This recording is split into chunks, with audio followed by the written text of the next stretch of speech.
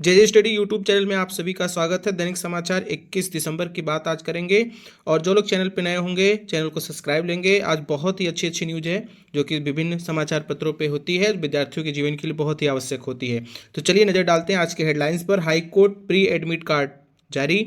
कस्तूरबा गांधी में क्या है वैकेंसी। पीसीएस प्री एग्जाम को लेकर क्या है सूचना। रीट में आवेदन भयंकर हो रहे हैं। टीजीटी पीजीटी परीक्षा में अभी सस्पेंस बरकरार और एआरटीओ में 387 पदों को मिली स्वीकृति और ढेर सारी समाचार इस वीडियो के माध्यम से हम लोग कवर करने वाले हैं। तो चलिए एक एक करके हम लोग डिटेल देखते हैं। वीडियो को आप लोग लाइक जरूर कर दिया करें। सबसे पहले हम बात करते हैं कि इलाहाबाद हाई कोर्ट की वैकेंसी जो आई थी ड्राइवर की, ग्रुप सी की, ग्रुप डी की और स्टोनो की, उसका एग्जाम डेट जैसा कि आपको पता होगा पहले ही हो गया है। आज उसका एग्जाम सिटी आप लोग देख सकते हैं, लिंक एक्टिवेट हो गया है कि आपका एग्जाम कहाँ पे होने वाला है।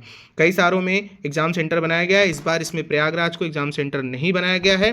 तो आप सभी लोग जा करके अपना प्री एडमिट कार्ड यानी एग्जाम सिटी देख लीजिए और किसका किस डेट पे एग्जाम है। जैसा कि यहाँ पे लिखा हुआ है 4 तारीख को ही ड्राइवर की और ग्रुप सी का एग्जाम होने वाला है और 5 तारीख को स्टोनोग्राफर और ग्रुप डी का एग्जाम होने वाला है। सुबह शाम शिफ्ट में है, जिसका जिस शिफ्ट में देख लीजिएगा। चलिए देख लेते हैं कौन कौन से सिटी में आपका एग्जाम इस बार होने वाला है। तो ऑफिशियल वेबसाइट से ये देखिए आपको किस किस आगरा में है, आजमगढ़, बरेली, बस्ती, गाजीपुर, गोरखपुर, जौनपुर, झांसी, कानपुर, लखनऊ, मथुरा, मेरठ, मुरादाबाद, गौतम बुद्ध नगर, ग्रेटर नोएडा, सुल्तानपुर और वाराणसी। तो इस बार इस शहरों में आपके एग्जामिनेशन सेंटर बनाए गए हैं। प्रयागराज इस बार आपके सेंटर में नहीं है क्योंकि वहाँ कुंभ के कारण से बहुत सारी कठिनाइयाँ हैं, इस वजह से वहाँ पे सेंटर नहीं बनाया गया है। तो आप सभी लोग जा करके अपना प्री एडमिट कार्ड देख लीजिए और तैयारी को अनुरोध जारी रखिए। चलिए अगली न्यूज़ की तरफ चलते हैं।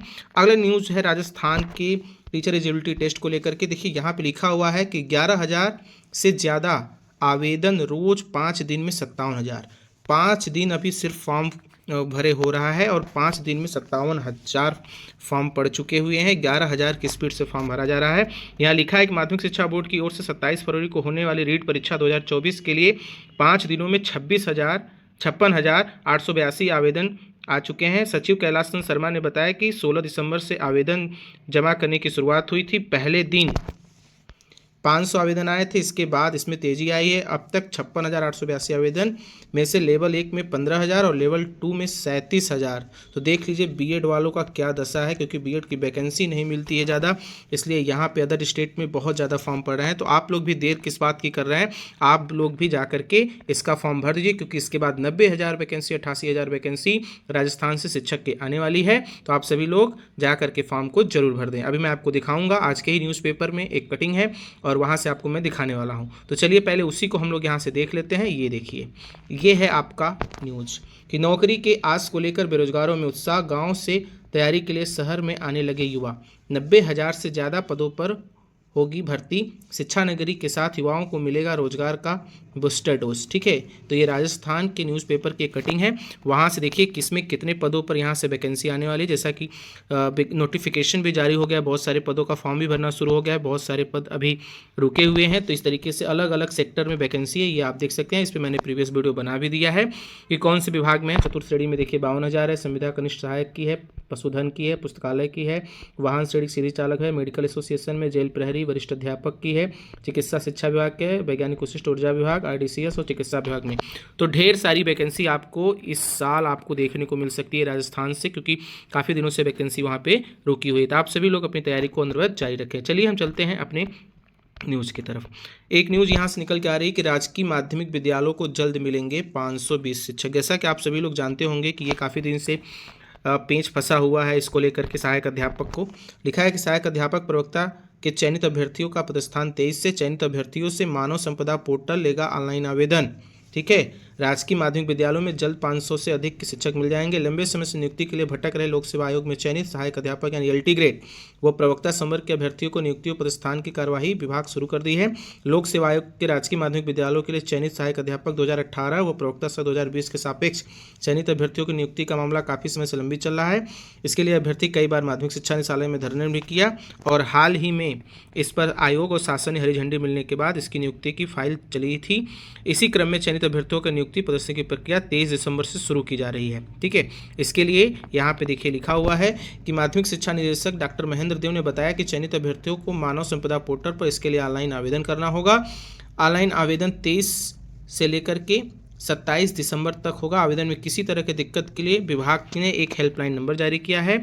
नंबर क्या है? 9368636558 पर आप लोग संपर्क कर सकते हैं। जिन भाइयों का जिनका किसी का भी हुआ है वो लोग अपना इस नंबर पर संपर्क कर लें। मानव संपदा पे जाकर के अपना फॉर्म को फिल कर लीजिए।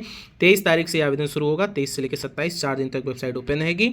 तो ठीक है दोस्तों, चलिए उन लोगों के लिए बहुत खुशखबरी है कि जल्द ही आपको आपका चयन हो जाएगा, जल्द ही आपको नौकरी मिल जाएगी। आगे चलते हैं, पीसीएस प्री परीक्षा को लेकर के देखते हैं क्या इस बार सख्ती बहुत ज़्यादा बढ़ता जा रहा है। और लिखा है कि पीसीएस प्री में चेहरा ढककर परीक्षा कक्ष में प्रवेश पर रोक। ठंड है फिर भी इस तरीके से हो रहा है क्योंकि काफ़ी पेपर लीक को लेकर के तमाम प्रकार की चीज़ें होती रहती हैं। इस वजह से लेकर के आयोग इस बार बहुत सख्त है, तो आप सभी लोग ध्यान रखिएगा। समय का सारा हस्ताक्षर किया है। लिखा भी है कि परीक्षा खत्म होने के बाद ही केंद्र से निकल सकेंगे अभ्यर्थी। पीसीएस परीक्षा 2024 में केंद्रों पर तैनात निरीक्षक को जिम्मेदारी होगी कि कोई भी अभ्यर्थी चेहरा ढककर कक्षा में प्रवेश न करे। बायोमेट्रिक आइरिस स्कैनिंग करने के बाद ही प्रत्येक अभ्यर्थी को प्रवेश पत्र होलोग्राम चस्पा किया जाएगा, जिससे यह पुष्टि होगा कि अभ्यर्थी को बायोमेट्रिक हो चुकी है। जैसे कि एनटी कई एग्जाम में कराती है, जैसे आप लोग देखे होंगे एनटी का जो एग्ज़ाम होता है, जैसे सीटेट का एग्जाम होता है तो उस पर, या रेलवे का एग्जाम होता है तो उस पर होलो मार्क लगा देते हैं।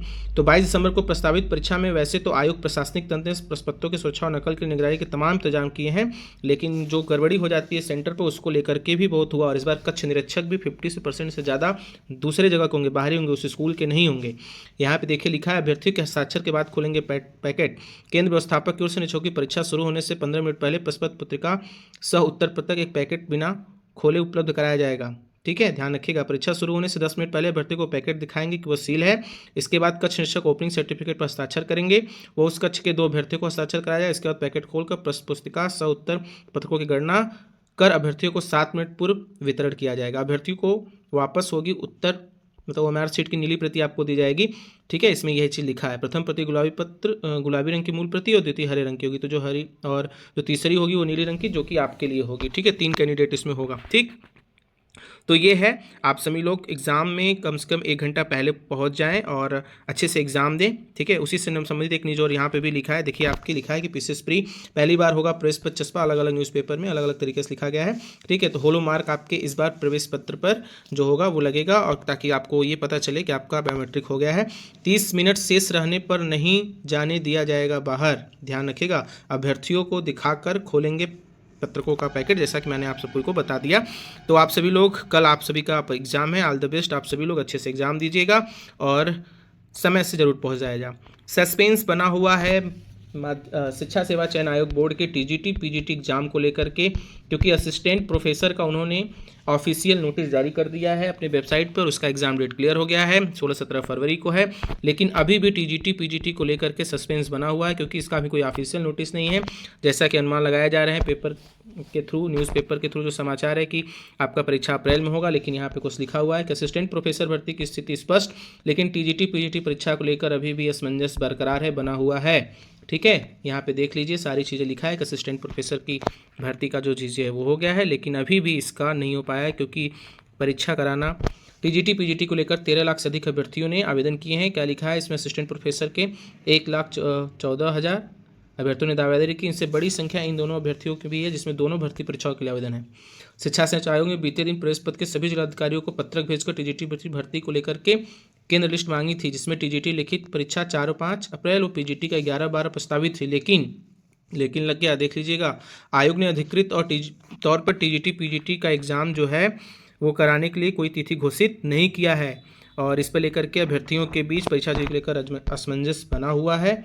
देखिए कब तक जारी हो जाता है। हालांकि कई संगठन लगे हुए हैं, वहाँ पे छात्र लगे हुए हैं कि जल्द से कम ये पता हो जाए कि आपका एग्ज़ाम कब होने वाला है, ऑफिशियल तरीके से जारी कर दे। तो ये है सस्पेंस, देखते हैं कब इसका भी डेट क्लियर हो जाता है। जैसे असिस्टेंट प्रोफेसर का हो गया है, उम्मीद है कि इसी हफ्ते इसका भी क्लियर हो जाएगा।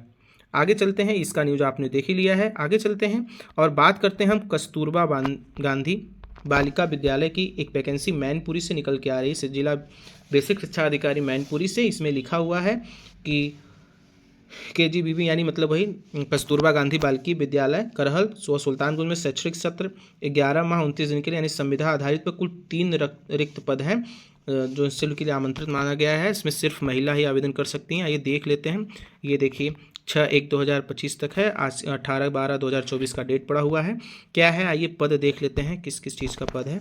तो पहला पद है अंशकालिक शिक्षिका करहल में कंप्यूटर के लिए, आपकी योग्यता यहाँ पे लिखी हुई है, आप देख सकते हैं।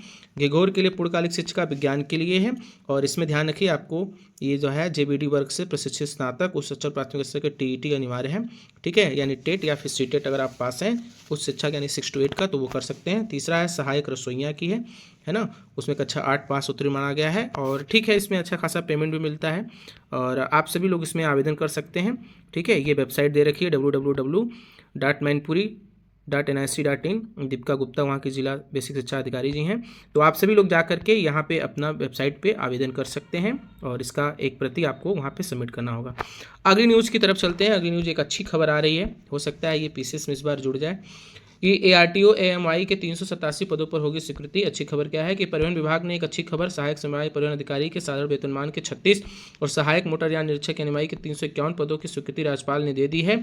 परिवहन मंत्री दयाशंकर सिंह ने यह जानकारी देते हुए कहा कि सड़क सुरक्षा में के कार्यों में इससे तेजी आएगी। परिवहन मंत्री ने कहा कि देश में जनसंख्या के लिहाज से उत्तर प्रदेश पहला स्थान है, यहाँ वाहनों की संख्या भी अन्य प्रदेशों से अधिक, यही वजह है कि इन सभी पदों की जो भर्ती है वो की जाएगी। स्वीकृति मिल गई है, देखिए जल्दी इसकी भर्ती कब होती है, या इसको पीसीएस या लोअर पीसीएस में किस में जोड़ के आती है।